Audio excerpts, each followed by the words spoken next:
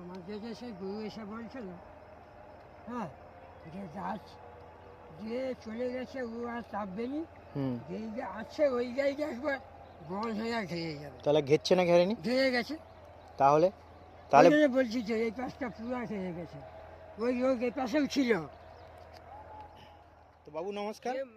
আর আপনাকে যে এই কলাইয়ের জন্য যে প্রোডাক্টগুলো দেওয়া হয়েছিল, কি কি দেওয়া হয়েছিল এবং কতদিন আগে দেওয়া হয়েছিল এটা একটু বলুন, আর কেমন রেজাল্ট এখন সেটা একটু বলুন চাষিদের। বলবো, হ্যাঁ বলুন। হচ্ছে যে আমার এই মুসুর কলাই বোনা হয়েছে হুম 20 থেকে 22 দিন হুম আগে। গাছ লাল হয়ে বুসা মানে একবার মরে গেল। হুম তারপরে এই যে বাবু সব এসে আমার দেখে ওষুধপত্র দিয়ে গেল, ভূশস্ত্র, নিম খোলটোল হ্যাঁ। সব দিতে বলছে, আমরা দিলাম। তারপর জল মধ্যিখানে জল দিয়ে দিতে বলছিল, জল ছিটো দিছি। তারপরে এখন গাছটা কতদিন হলো মানে এই প্রোডাক্টটা ইউজ করার কতদিন হয়েছে?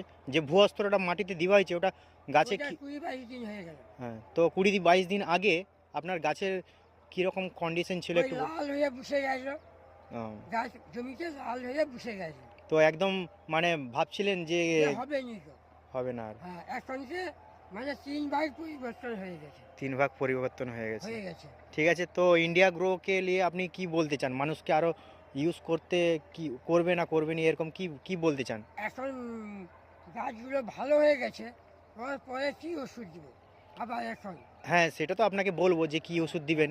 তো আমি কি বলছি যে চাষিদেরকে এই যে ভালো যে চাষটা হয়েছে, তো এটার জন্য চাষিদেরকে তো আমরা বলতেই পারি ভালো রেজাল্ট হয়েছে। হ্যাঁ, ভালো রেজাল্ট আগের তুলনায় অনেক ভালো, অনেক। অনেক অনেক। ওকে, ধন্যবাদ।